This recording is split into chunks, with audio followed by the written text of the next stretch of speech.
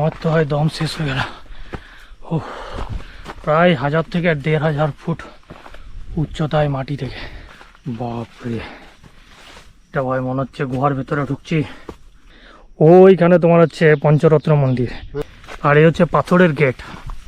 গড় পঞ্চকোট পরিবার তৈরি করেছিলেন। ও এইখানটাতে যা সুন্দর হাওয়া দিচ্ছে। আরাম দেখুন, এই হচ্ছে এক ইতিহাসের সাক্ষী। ইতিহাস জানতে গেলে তোমাকে এখানে আসতে হবে। সামনে মন্দির, আর এইখানটা দেখতে পাচ্ছ পেছনে পাহাড়, কি অপূর্ব দৃশ্য। এটাকে বলছে তোমার সিংহদুয়ার। Good morning my dear friends, আশা করি যে যেখানে আছো ভালো আছো, সুস্থ আছো। Welcome to my new blog. আজকে 30শে আগস্ট 2024, আর ঘড়িতে বাজে সকাল 7:45। সকাল সকাল আমি বাড়ি থেকে বেরিয়ে পড়েছি। তার কারণ হচ্ছে আজকে আমার উদ্দেশ্য হচ্ছে পুরুলিয়া। তো তোমরা জানো পুরুলিয়াতে 3টে সার্কিট আছে ভ্রমণ করার। একটা হচ্ছে অযোধ্যা হিলটপ সার্কিট, 2 নম্বর হচ্ছে ঝালদা সার্কিট, আর 3 নম্বর হচ্ছে গড় পঞ্চকোট সার্কিট। তো অলরেডি অযোধ্যা হিলটপ সার্কিট আমার ভ্রমণ করা হয়ে গেছে, আর ভিডিও আমি আমার চ্যানেলে আপলোড করে দিয়েছি। যদি তোমরা দেখতে চাও তাহলে দেখতে পারো। আর আজকে আমার গন্তব্য হচ্ছে গড় পঞ্চকোট সার্কিটের গড় পঞ্চকোট। আজকে আমরা ঘুরে ঘুরে দেখব পুরুলিয়া জেলার গড় পঞ্চকোট, এবং জানবো 270 বছর আগে শাসন করা পঞ্চকোট রাজ পরিবারের সামান্য কিছু ইতিহাস। তো বাড়ি থেকে আমি বাইক নিয়ে বেরিয়ে পড়েছি, দেখতেই পাচ্ছ। আর এখন আমি এখান থেকে চলে যাব Durgapur railway station. Durgapur railway station থেকে কোন পথে আমি পৌঁছাচ্ছি গড় পঞ্চকোট, সেই জার্নিটা অবশ্যই তোমাদের সাথে শেয়ার করব। তো চলো বেশি কথা না বাড়িয়ে আমরা চলে যাই দুর্গাপুর রেলওয়ে স্টেশন। ফাইনালি তোমার চলে আসলাম দুর্গাপুর রেলওয়ে স্টেশনে, আর টিকিট আমার কাটা হয়ে গেছে, দেখতেই পাচ্ছ। দুর্গাপুর টু রামকানালি। তো আমাকে নামতে হবে তোমার রামকানালি। দুর্গাপুর থেকে রামকানালি দূরত্ব হচ্ছে 69 কিলোমিটার, আর ফেয়ার নিয়েছে তোমার 20 টাকা। আর 20 টাকাতে আমি পৌঁছে যাব রামকানালি। তো রামকানালি কেন যাব, তার কারণ হচ্ছে পুরুলিয়া জেলার গড় পঞ্চকোটের সবথেকে নিয়ারেস্টতম রেলওয়ে স্টেশন হচ্ছে রামকানালি, যেটা তোমার আসানসোল আদ্রা সাব ডিভিশনে অবস্থিত। তো এখন ঘড়িতে বাজে 8:28। আমার দুর্গাপুর থেকে একটা ট্রেন আছে, ট্রেন নম্বর হচ্ছে 03533, যেটা হচ্ছে তোমার বর্ধমান আসানসোল লোকাল। তো বর্ধমান আসানসোল লোকাল ধরে আমি চলে যাব এখান থেকে আসানসোল। আর আসানসোল থেকে কিভাবে যাব সেটা অবশ্যই জানাবো তোমাদেরকে, কিন্তু আসানসোল রেলওয়ে স্টেশনে নেমে। তো এখন একটা কাজ করি, চলো দুর্গাপুর রেলওয়ে স্টেশনের প্ল্যাটফর্মের ভেতরে প্রবেশ করে যাই।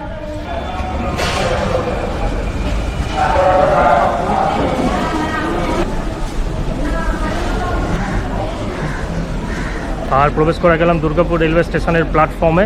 আর এখন 1 নম্বর প্ল্যাটফর্মে আছি, আর আমাকে চলে যেতে হবে 3 নম্বর প্ল্যাটফর্মে। তার কারণ হচ্ছে 3 নম্বর প্ল্যাটফর্মে আসবে 03533 বর্ধমান আসানসোল লোকাল, যার এখানে রাইট টাইম হচ্ছে 8:28। আর এটাই হচ্ছে আমাদের দুর্গাপুর রেলওয়ে স্টেশন, দেখতেই পাচ্ছ। এটা 1 নম্বর প্ল্যাটফর্ম, এখানে এসকেলেটার আছে, এসকেলেটারে করে আমি চলে যাব প্ল্যাটফর্ম নম্বর 3-এ।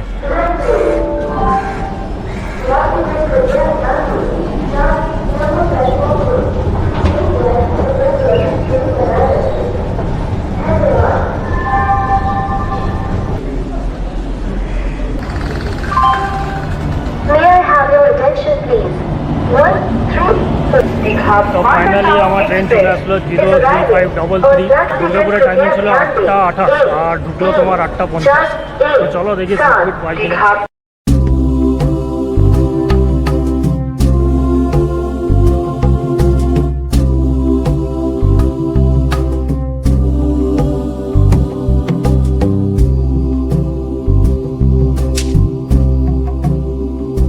ফাইনালি তোমার চলে আসলাম আসানসোল রেলওয়ে স্টেশনে, আর ট্রেনটা আমাকে নামালো মোটামুটি 9:30। আর এখন এখান থেকে আমাকে চলে যেতে হবে তোমার রামকানালি। রামকানালি কী করে যাব, তোমার আসানসোল থেকে 10:15-তে আসানসোল আদ্রা লোকাল আছে, যেটা তোমার আসানসোলের 1 নম্বর প্ল্যাটফর্ম থেকে ছাড়বে। তো এখন চলো 1 নম্বর প্ল্যাটফর্মে চলে যাই। ওখানেই তোমার 10:15-তে আসবে আসানসোল আদ্রা লোকাল। সেই আসানসোল আদ্রা লোকাল ধরে আমাকে চলে যেতে হবে রামকানালি।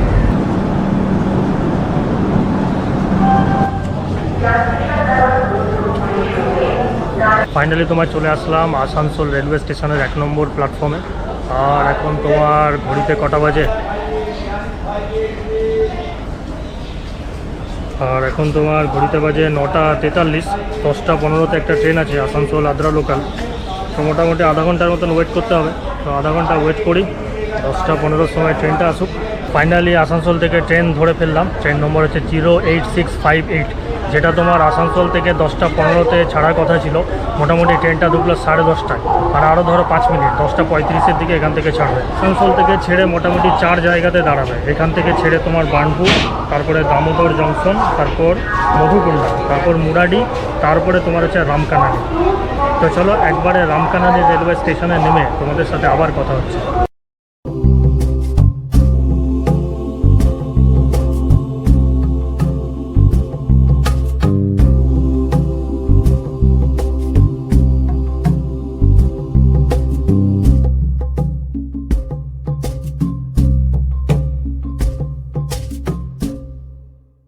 ফাইনালি তোমার নেমে গেলাম রামকানালি রেলওয়ে স্টেশনে।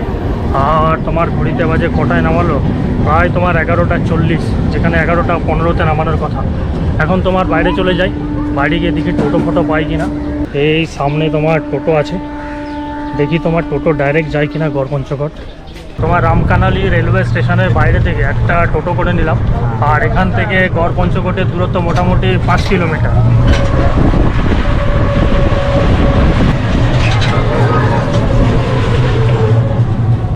এখন যে মোড়টাতে আসলাম, এই যে মোড়টা দেখতে পাচ্ছ, এটাকে বলে গোবাগ মোড়। এই মোড় অবধি টোটোতে করে তুমি আসতে পারো। ক টাকা ভাড়া নাও এখানে অবধি? এখানে অবধি 10 টাকা 10 টাকা। এই গোবাগ অবধি 10 টাকা ভাড়া। কিন্তু এইখান থেকে যে বাকি তোমার 3.5 কিলোমিটার পর সেই রুটে যাওয়ার কিন্তু টোটো পাওয়া যাবে না। সেই জন্য বেস্ট হবে রামকানালি রেলওয়ে স্টেশন থেকে তোমার টোটো বুক করে নেওয়া।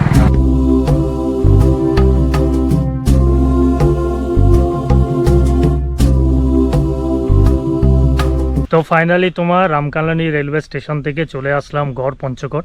আর যেই দাদা টোটোতে করে এসেছিলাম সেই দাদার সঙ্গে তোমাদের পরিচয় করে দিচ্ছি। আর এ হচ্ছে দাদা। দাদা তোমার নাম আর ফোন নাম্বারটা আর কত কি তুমি চার্জ নাও সেগুলো একটু ডিটেলসে বলে দাও। আমাদের রামকানালি থেকে টোটো রিজার্ভ করে আসতে হয় গড়পঞ্চকোট মন্দিরে। সেখানে 4 জনে 120 টাকা ভাড়া আছে, বা একজন এলে 100 টাকা ভাড়া হয়। এবং এখান থেকে সাইড সিনগুলো আছে, মানে যাওয়া আসা তোমার 200 টাকা নাকি? হ্যাঁ, যাওয়া আসা 200 টাকা ভাড়া, আসা যাওয়া 200 টাকা ভাড়া। এখানে আমরা ছেড়ে দিই, ছেড়ে দেওয়ার পরে আবার যখনই ফোন করে তখন গেস্টকে আবার নিয়ে চলে গিয়ে গোবাগ মোড় বা রেল স্টেশন রামকানালি স্টেশনে আমরা ছেড়ে দিই।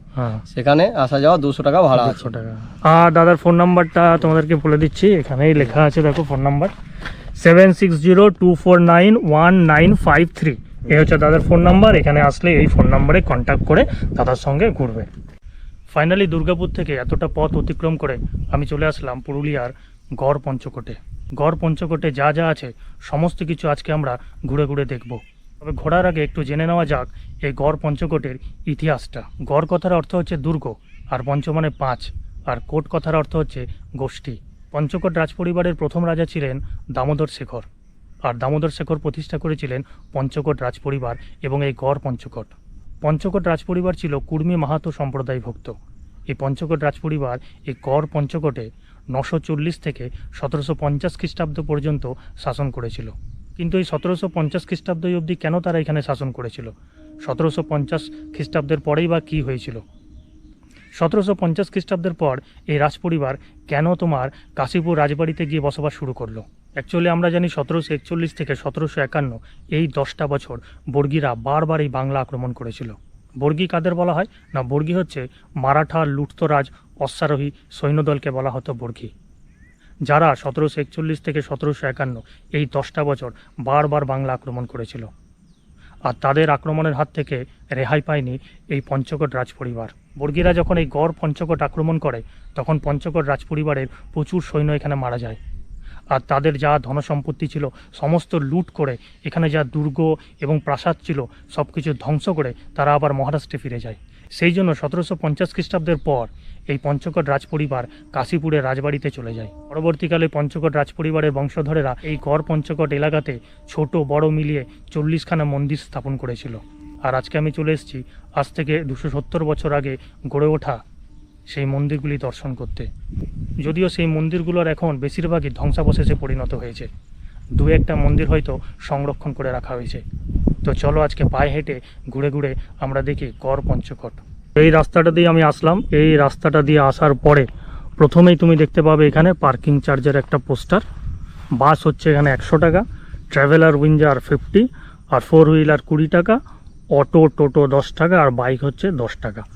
এখানে কিন্তু পার্কিং করতে গেলে তোমাকে পার্কিং চার্জ দিতে হবে। তো এই জায়গাটা থেকে আমি তোমার যাত্রা শুরু করব, প্রত্যেকটা মন্দির ঘুরে দেখব। আর প্রথমে আমি দেখতে পাবো বাঁ দিকে আছে আদি কল্যাণেশ্বরী মন্দির। এইটা অ্যাকচুয়ালি তোমার পাথরের মন্দির একটা। এখানে বেশিরভাগ মন্দিরই তোমার পাথরের বা পোড়ামাটি টেরাকোটার মন্দির দেখতে পাবে। আর মন্দিরটা দেখতে পাচ্ছ, এখানকার বেশিরভাগ মন্দিরই তোমার একদম ধ্বংসাবশেষে পরিণত হয়েছে, রক্ষণাবেক্ষণ তো করা হয় না। শুধুমাত্র ভেতরে তুমি দেখতে পাবে পাথরগুলো পড়ে আছে, কোনো বিগ্রহ বা ঠাকুরের মূর্তি এখানে নেই। তো এটা হচ্ছে তোমার আদি কল্যাণেশ্বরী মন্দির। আর এইখান থেকে জাস্ট তুমি পরিবেশটা দেখো, পাহাড়টা দেখতে পাচ্ছ, এটাই হচ্ছে গড় পঞ্চকোট পাহাড়। এখানকার বেশিরভাগ মন্দিরই দেখতে পাচ্ছি তোমার ধ্বংসস্তূপে পরিণত হয়েছে। আর এখানেও দেখতে পাচ্ছ, এটা মন্দির না কি বোঝা যাচ্ছে না।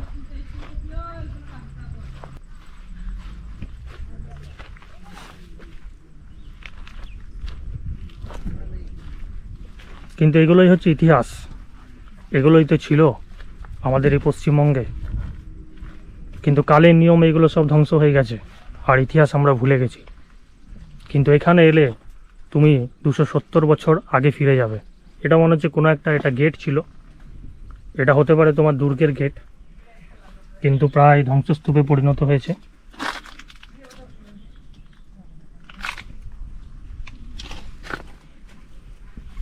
দেখতে পাচ্ছ তুমি, এখনো দেখো কত সুন্দর নকশা করা আছে। এইগুলো দেখো কত সুন্দর নকশা করা আছে, দেখতে পাচ্ছ? দেখছো দুপাশে শুধু জঙ্গল আর জঙ্গল। আর এই হচ্ছে গড় পঞ্চকোটের ধ্বংসপ্রাপ্ত ভগ্নপ্রায় দুর্গ বলবো না প্রাসাদ বলবো, কিছু এখন বলতে পারছি না যেগুলো কি। দেখো পুরো ধ্বংস হয়ে গেছে। এটা মনে হচ্ছে কোনো একটা প্রাসাদ ছিল, দেখেই বোঝা যাচ্ছে, কিন্তু এখন পুরো ধ্বংস হয়ে গেছে। কিছুই তুমি দেখতে পাবে না, শুধু জঙ্গল আর জঙ্গল দেখতে পাবে। দেখো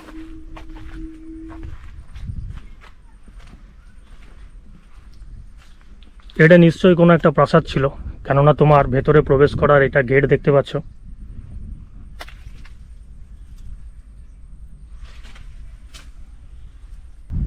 এইবার যে মন্দিরটা দেখতে যাব সেটা একদম ধ্বংসস্তূপে পরিণত হয়েছে, যা রক্ষণাবেক্ষণ তো করা হচ্ছেই না।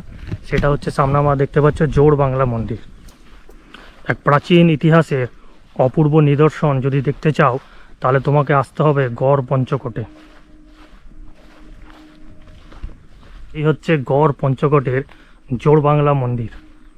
দেখতে পাচ্ছ পুরো জঙ্গল ঝোপঝাড় হয়ে গেছে, রক্ষণাবেক্ষণের অভাব।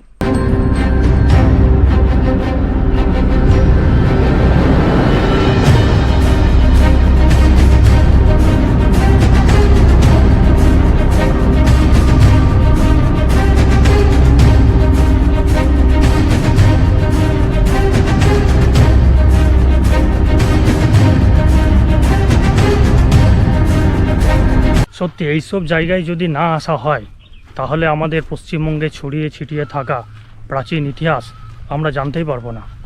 সামনে আছে তোমার ধারা কল্যাণ সমিতি, ওখানে পানীয় জলের ব্যবস্থা আছে, এখানে তোমার টয়লেট আছে, টয়লেটেরও ব্যবস্থা আছে। আর এখন যে মন্দিরটা দেখব, যেই মন্দিরটাকে একদম সংস্কার করে ভালো করে রাখা হয়েছে, এবং গড় পঞ্চকোটে যেটা প্রধান মন্দির সেটা হচ্ছে পঞ্চরত্ন রাস মন্দির। এটাই তোমার হচ্ছে গড় পঞ্চকোটের সবথেকে বড় এবং বিখ্যাত মন্দির, যেটাকে বলছে পঞ্চরত্ন মন্দির বা তোমার হচ্ছে রাস মন্দির। 5টা তোমার চূড়া আছে, সেই জন্য একে বলা হয় পঞ্চরত্ন মন্দির। আর মাঝখানের চূড়াটা সব থেকে বড় দেখতে পাচ্ছ। আর এই মন্দিরের উচ্চতা তোমার হচ্ছে 60 ফুট। আর এখানে তুমি দেখতে পাবে মন্দিরের সামনে গাড়ি রাখা চলবে না। আর মন্দিরের ভেতরে প্রি ওয়েডিং শুটিং সম্পূর্ণরূপে বন্ধ, পরিষ্কার পরিচ্ছন্নতা রাখতে হবে।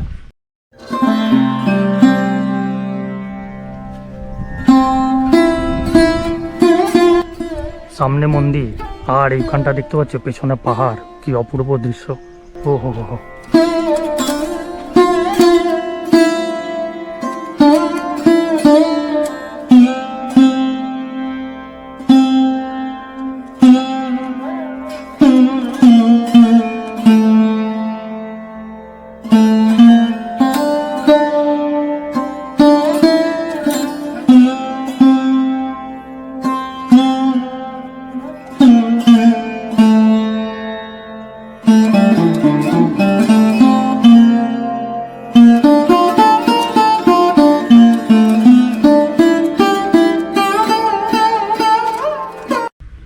তোমার পঞ্চরত্ন বা রাস মন্দিরটাই দেখছি সব থেকে মানে ভালোভাবে মেনটেন করে রাখা আছে। আর এই মন্দিরটা তোমার তৈরি হয়েছে টেরাকোটা অর্থাৎ পোড়া মাটি দিয়ে। কি দেখতে পাচ্ছ? সামনে দেখতে পাচ্ছ পঞ্চকোট পাহাড়, বাঁ দিকে দেখতে পাচ্ছ তোমার পঞ্চরত্ন মন্দির বা রাস মন্দির। আর একটু ডান দিকে চলে আসো, আরেকটা তুমি জোড় বাংলা মন্দির দেখতে পাবে। তো পশ্চিমবঙ্গের প্রাচীন ইতিহাস জানতে গেলে 270 বছর আগে এই পঞ্চকোট রাজ পরিবার কি এখানে তৈরি করে গেছে, কি মন্দির তৈরি করেছে, সেখানকার টেরাকোটার কাজ কীরকম, এগুলো জানতে হলে তোমাকে আসতে হবে এই কর পঞ্চকোটে। এটা হচ্ছে আরেকটা জোড় বাংলা মন্দির, দেখতে পাচ্ছ। সংরক্ষণের অভাব।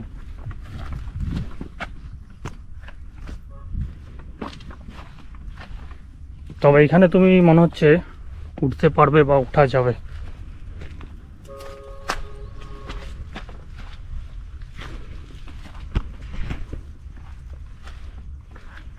দেখতে পাচ্ছ কাজ, দেখতে পাচ্ছ পোড়ামাটির কাজ, পোড়ামাটি টেরাকোটার কাজ কত সুন্দর দেখতে পাচ্ছ, মালার মতন করা আছে। ওহ, এইগুলো তুমি কোথায় পাবে এখন? দেখো,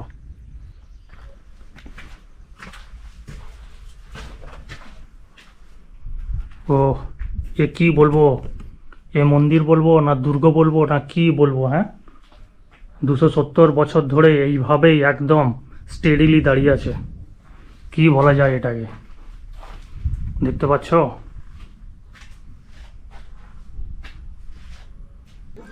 আর তুমি এখানে কি দেখতে পাবে? সবই ধ্বংসস্তূপে পরিণত হয়েছে। ইতিহাস আর ইতিহাস নেই, কি অবস্থা দেখো, রক্ষণাবেক্ষণের অভাব। এটাকে বলছে তোমার সিংহদ্বার। এটা হচ্ছে পঞ্চকোট রাজ পরিবারের সিংহদ্বার। তো সিংহদ্বার থেকে বোঝা যাচ্ছে নিশ্চয়ই তার পেছনে তোমার প্রাসাদ ছিল। আর এখানে তোমার বোঝাই যাচ্ছে এখানে তোমার বড় বড় গম্বুজ আকৃতির খিলান ছিল, কিন্তু সেগুলো পুরোটাই তোমার ধ্বংসস্তূপে পরিণত হয়েছে। দেখতে পাচ্ছ ভেঙে চৌচির হয়ে গেছে। এইখানটাতে দেখে মনে হচ্ছে কোনো একটা রাজপ্রাসাদ ছিল, যেটা তোমার এখন প্রায় ধ্বংসস্তূপে পরিণত হয়েছে। তবে এইখানটা এলে প্রাচীন ইতিহাসের এক অপূর্ব নিদর্শন তুমি দেখতে পাবে। দেখতে পাচ্ছ এইগুলো ভেঙে চুড়ে একাকার হয়ে গেছে, রক্ষণাবেক্ষণ করা হয় না। দেখো, এই হচ্ছে দুয়ার। এই দুয়ার দিয়ে জাস্ট প্রবেশ করে তুমি দেখতে পাবে অপূর্ব দৃশ্য, পঞ্চকোট পাহাড়।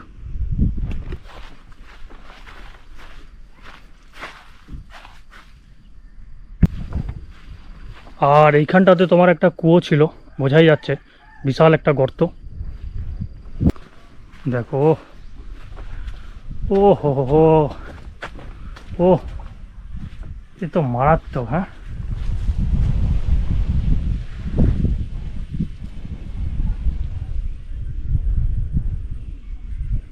আর এই জায়গাটাতে তুমি গাড়ি পার্কিংয়ের ব্যবস্থা আছে, দেখতে পাচ্ছ। এটা গাড়ি পার্কিংয়ের জায়গা। এখানে অনেক তোমার হোটেলও আছে, মা কল্যাণেশ্বরী হোটেল। আর এই রাস্তা দিয়ে তোমাকে চলে যেতে হবে, যে রাস্তাটা গেছে তোমার গড় পঞ্চকোট যে পাহাড় আছে সেই পাহাড়ের দিকে। সামনে একটা ওয়াচ টাওয়ার আছে, দেখতে পাচ্ছি।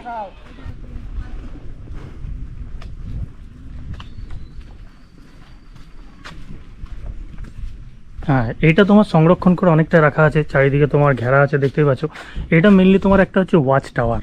এই ওয়াচ টাওয়ারে উঠে গড় পঞ্চকোটে যারা সৈন্য ছিল তারা পুরো এলাকাটার উপর তোমার নজর রাখতো।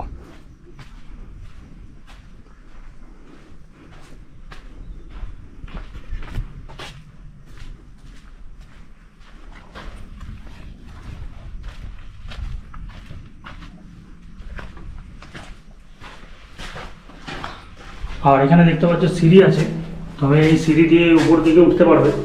যেটা তোমাদেরকে বললাম না, যেটা একটা হচ্ছে one type of watch tower, যেই ওয়াচ টাওয়ার থেকে সৈন্যদল পুরো তোমার এলাকাটা নজরদারি করত।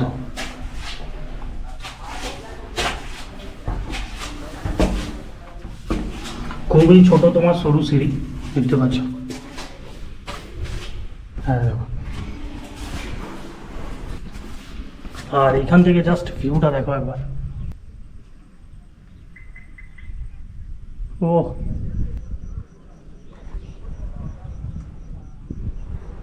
সিঁড়িটা খুবই তোমার ছোট সরু, এখানে উঠতে গেলে তোমাকে খুব সাবধানে উঠতে হবে আর নামতে হবে।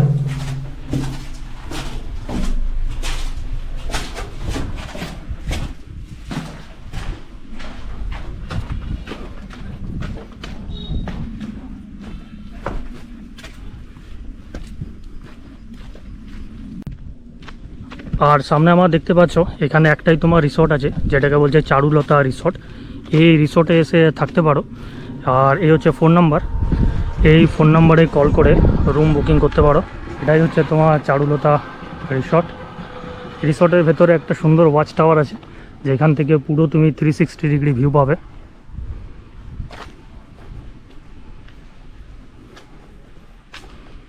আর রিসর্টের ঠিক পেছনটাই এই রাস্তা দিয়ে তোমাকে চলে যেতে হবে। আর এটা হচ্ছে পাহাড়ে যাওয়ার রাস্তা। এখানে একটা জিনিস মনে রাখতে হবে, তোমার পিকনিক ও মদ্যপান জঙ্গল এলাকায় নিষিদ্ধ। Picnic and alcohol is prohibited inside forest area. এখন আমরা চলেছি গড় পঞ্চকোট পাহাড়ের ওপরে ট্রেকিং করবার জন্য। ওপরে তোমার আছে রঘুনাথ মন্দির এবং দুর্গা মাতার মন্দির। আর অ্যাকচুয়ালি যেহেতু এখন অফ সিজন, পুরোটাই তোমার আর বৃষ্টি ফিষ্টি হয়েছে, তো পুরোটাই তোমার জঙ্গলে ভর্তি। ওই জন্য যেহেতু আমি একা আছি, তো একা যাওয়ার থেকে যদি লোকাল কাউকে একজনকে নিয়ে নাও সাথে, তাহলে সেটা যাওয়াটা অনেকটা সুবিধা হয়ে যাবে। তো সেই জন্য আমি দাদাকে নিয়ে নিয়েছি। আর দাদার নাম হচ্ছে নিরঞ্জন বাউড়ি। এই দাদা আমার সাথে করে যাচ্ছেন একদম উপরে। আচ্ছা, এই যে দেখতে পাচ্ছ নিরঞ্জন দা, ইনি হচ্ছেন স্থানীয় লোক, এখানকার বাসিন্দা। তো ওনাকে নিয়ে আমি এখন গড় পঞ্চকোট পাহাড়ের উপরে যাচ্ছি, যেখানে দেখবো রঘুনাথ মন্দির এবং হচ্ছে দুর্গা মাতার মন্দির। আর ওনার ফোন নাম্বারটা উনি এখন ভুলে গেছেন, যখন নিচে আসবো তখন তোমাদের সাথে ওনার ফোন নাম্বারটা শেয়ার করে দেবো। তো এইখানে এসে ওনার সঙ্গে যোগাযোগ করে ওনাকে যদি নিয়ে যাও, তাহলে যেহেতু উনি স্থানীয় লোক, তো ওনার রাস্তাটাও জানা আছে, আর তোমাদের যেতে অনেকটা সুবিধা হবে। আর এখান থেকে মোটামুটি কয় কিলোমিটার কিলোমিটার হিসাবে হবে? হ্যাঁ, 1 কিলোমিটার হবে। এই অবধি রাস্তা ঠিকই আছে, তাই না? এখানে রাস্তাটা ভালো আছে। হ্যাঁ, ওই উপর দিকে একটু জঙ্গল আছে নাকি, আর সরু রাস্তা আছে। হ্যাঁ হ্যাঁ, পাহাড়টা সেই লাগছে এখান থেকে।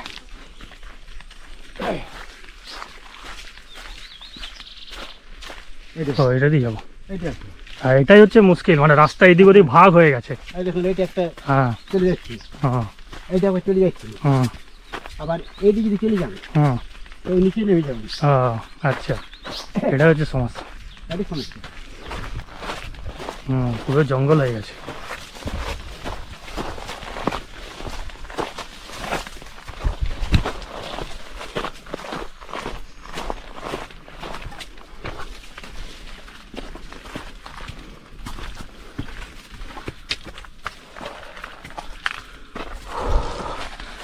বাবারে, পুরো যেমন পাহাড়ের রাস্তা হয় সেরকমই একদম, এবড়ে খেবড়া বড় বড় পাথর।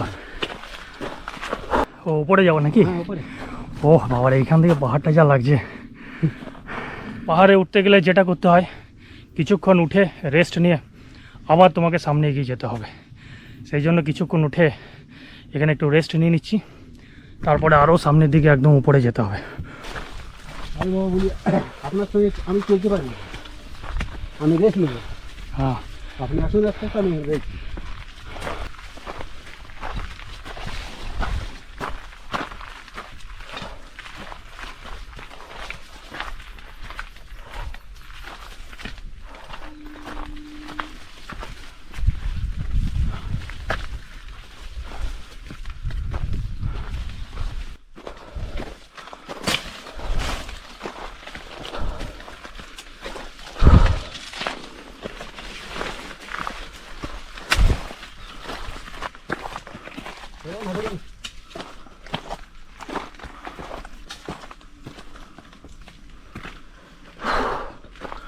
ও মেঘলা আকাশ, বৃষ্টি হবে মনে হচ্ছে।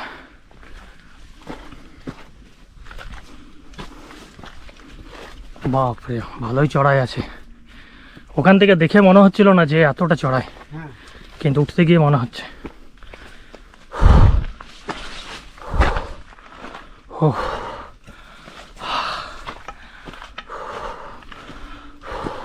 আরে 1 কিলোমিটার নয়, আরো বেশি। হ্যাঁ, 1.5 কিলোমিটার হয়। বাপরে, এ প্রায় 1000 ফুটের ওপরে হবে উচ্চতা। আমার তো হয় দম শেষ হয়ে গেল। ও, প্রায় 1000 থেকে 1500 ফুট উচ্চতায় মাটি থেকে, কিন্তু নিরঞ্জনবাবু অনায়াসেই উপরে উঠে যাচ্ছেন, ওনার ক্লান্তি নেই। বাপরে এই জায়গাটা খতরনাক, এটা ডেঞ্জারাস। বাপরে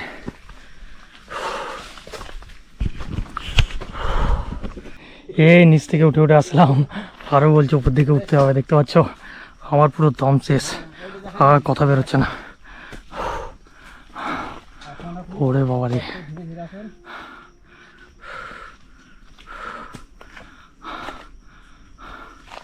আর এগোতে পারছি না।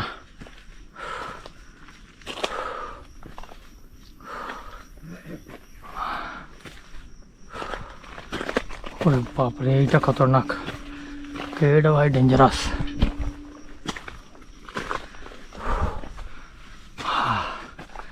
বাপরে এটা ভাই মনে হচ্ছে গুহার ভেতরে ঢুকছি।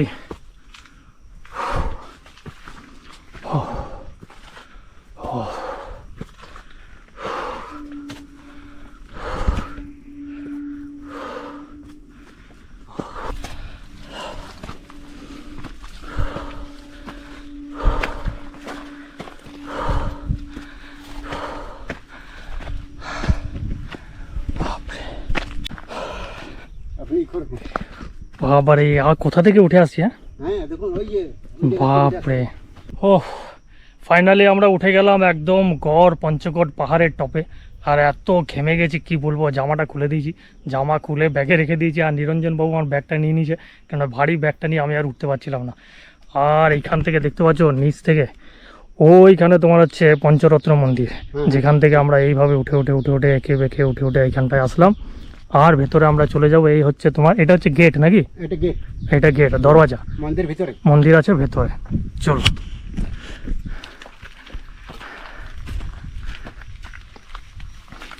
আর এই হচ্ছে পাথরের গেট। ও বাবা রে, তো পুরো গুহার মতন একদম। হ্যাঁ দেখছেন তো? ও কি ইতিহাস! হ্যাঁ এটা তো শুনছি 270 বছর আগেকার। হ্যাঁ এই গেট দিয়ে তোমার প্রবেশ করে গেলাম। এই দেখুন। ও হো, এ কি দেখছি!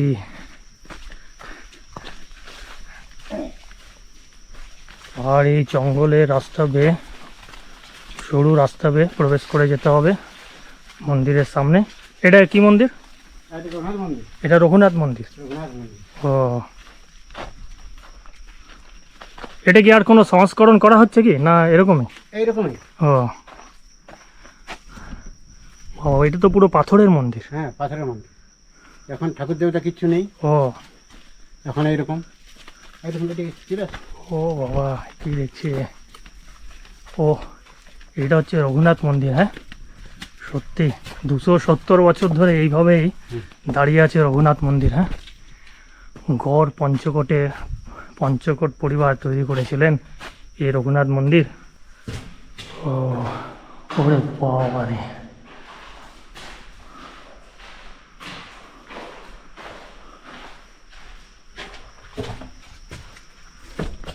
ও বাবা, এখানটায় না আসলে তো এগুলো জানাই যেত না যে কি জিনিস লুকিয়ে আছে আমাদের পশ্চিমবঙ্গে। ওরে বাপরে,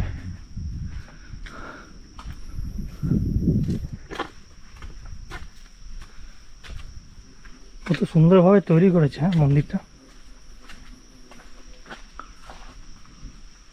তো পাহাড়ে উঠতে অনেকটাই কষ্ট হবে, কিন্তু এখানে আসার পরে যা দেখতে পাচ্ছি, এগুলো দেখার পরে যে কষ্টটা হয়েছিল তোমার এত উপরে উঠতে, সেই কষ্টটা একদম দূর হয়ে গেছে।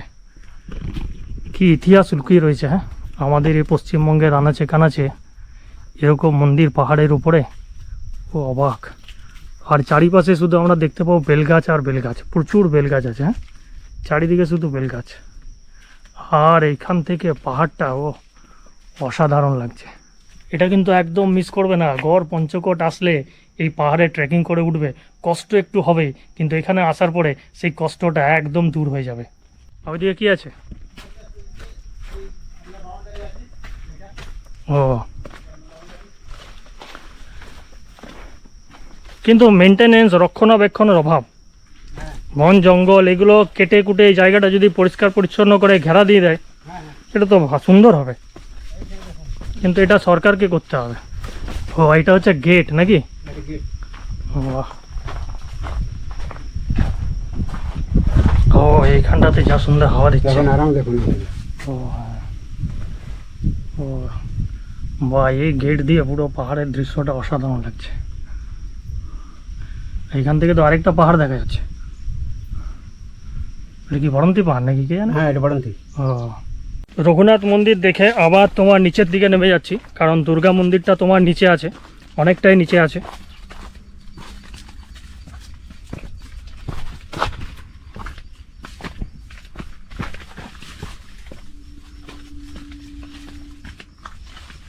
তো এখন তোমার নিচে চলে আসলাম, আর আমরা উঠেছিলাম কোথায় বাবারে, তো দেখতেই পাচ্ছি না। ওই তো ও আচ্ছা, ওই যে ধ্বজাটা দেখা যাচ্ছে, ওই দেখুন দেখাচ্ছি তো। বাপরে ওই উপরে উঠেছিলাম। হ্যাঁ, এইভাবে গিয়ে গিয়ে একদম ওই উপরটায় আমরা উঠেছিলাম।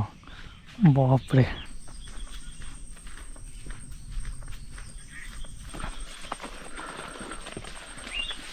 এই হচ্ছে সামনে তোমার দুর্গা মন্দির। এই হচ্ছে গড় পঞ্চকোটের পঞ্চকোট রাজ পরিবার দ্বারা নির্মিত দুর্গা মন্দির। আর মন্দিরের গায়ে তুমি দেখতে পাবে অসংখ্য টেরাকোটার কাজ।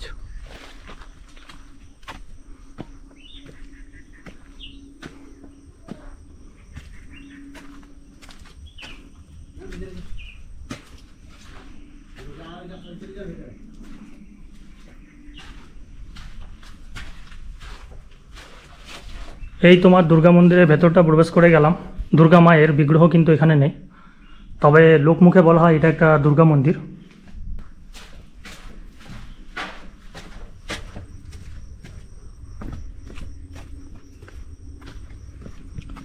পুরো মন্দিরটাই দেখতে পাচ্ছ পোড়া মাটির তৈরি। আর এটা হচ্ছে তোমার মন্দিরের পেছন দিকটা। পেছন দিকটা আসো আর শুধু পাহাড়টা দেখতে পাচ্ছ, মেঘটা যেন পাহাড়ে একদম ঠেকে গেছে। ওয়েদার একদম ঠান্ডা ঠান্ডা বাতাস বইছে। পেছনেই আমার গড় পঞ্চকোট পাহাড়। এখানে আমার হচ্ছে পঞ্চকোট রাজ পরিবার দ্বারা নির্মিত দুর্গা মন্দির। এই হচ্ছে এক ইতিহাসের সাক্ষী। ইতিহাস জানতে গেলে তোমাকে এখানে আসতে হবে, পুরুলিয়া জেলার গড় পঞ্চকোটে। তো পাহাড়ের উপর থেকে নিচে তো প্রায় চলে এসেছি, তো একদম চলো সমতলে চলে যাই, যেখান থেকে আমাদের যাত্রা শুরু করেছিলাম আজকের এই পাহাড়ে ট্রেকিং করার। সেইখানে গিয়েই আমাদের যাত্রা আজকে শেষ হবে। তোমার দুর্গা মন্দিরটা দেখে একদম নিচে সমতলে চলে আসলাম। আর এখন তোমার খিদে পেয়ে গেছে। যে হোটেলটা দেখতে পাচ্ছ তোমার আপনজন হোটেল, এই হোটেলটাতে আমি যাওয়ার সময় বলে গেছিলাম যে যখন নিচে আসবো তখন খেয়ে যাব। তো এখানে একটা জিনিস কি, তুমি যখন যদি এই হোটেলগুলোতে খেতে যাও তাহলে তোমাকে আগে থেকে বলে যেতে হবে। যখন চলে আসলে তখন একবার বলে দিলে যে এতটার সময় আমি এসে খাবো, তাহলে সুবিধা হবে, এটা রান্না টান্না তোমার করে রাখবে। তো সেই জন্য আমি বলে গেছিলাম। তো এখন চলো খেয়ে নিই। তোমার খেতে বসে গেলাম আর খাবার নিলাম। তোমার এখানে দিয়েছে ভাত, ডাল, আলু ভাজা, আর এটা তোমার আলু পটলের তরকারি, পেঁয়াজ লঙ্কা, আর নিয়ে নিলাম ডিমের অমলেট। সুন্দর ভালো খাবার, একদম ঘরোয়া রান্না, দেখেই বোঝা যাচ্ছে। আর কি তো ও পিকআপ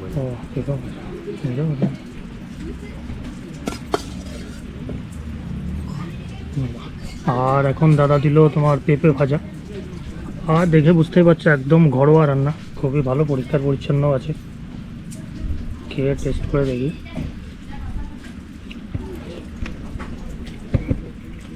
বাহ, একদম ফার্স্ট ক্লাস রান্না হয়েছে।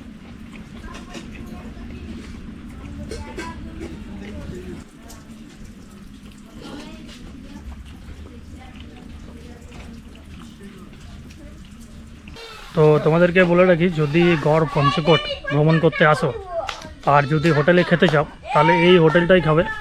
এখানে তোমার হোটেলের নাম হচ্ছে আপনজন হোটেল। এই হোটেলটা আমি খেলাম, মানে একদম অনেস্টলি তোমার রিভিউ বলছি, কোনো উল্টাপাল্টা নয়। খুবই ভালো খাবার এবং তোমার ঘরোয়া রান্না। তোমার ভাত দিয়েছিল, ডাল দিয়েছিল, দেখতেই পেলে, আলু ভাজা দিয়েছিল, আলু পটলের তরকারি, আর লাস্টে পাঁপড় দিল, আর তোমার একটা ডিমের অমলেট নিয়েছিলাম। তোমার ওই টোটাল খাবারটা নিল 110 টাকা।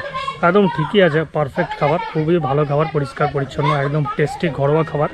তো এখানে যদি আসো গড় পঞ্চকোট আর যদি এই হোটেলে খেতে যাও তাহলে এই হোটেলটাই খাবে, যেই হোটেলটার কথা আমি আজকে বললাম এবং যেই হোটেলটাতে আমি আজকে খেলাম। আর রামকানালি থেকে আমার ট্রেন আছে তোমার 4টের সময়, যে ট্রেনটা হচ্ছে তোমার ওই পুরুলিয়া বর্ধমান লোকাল।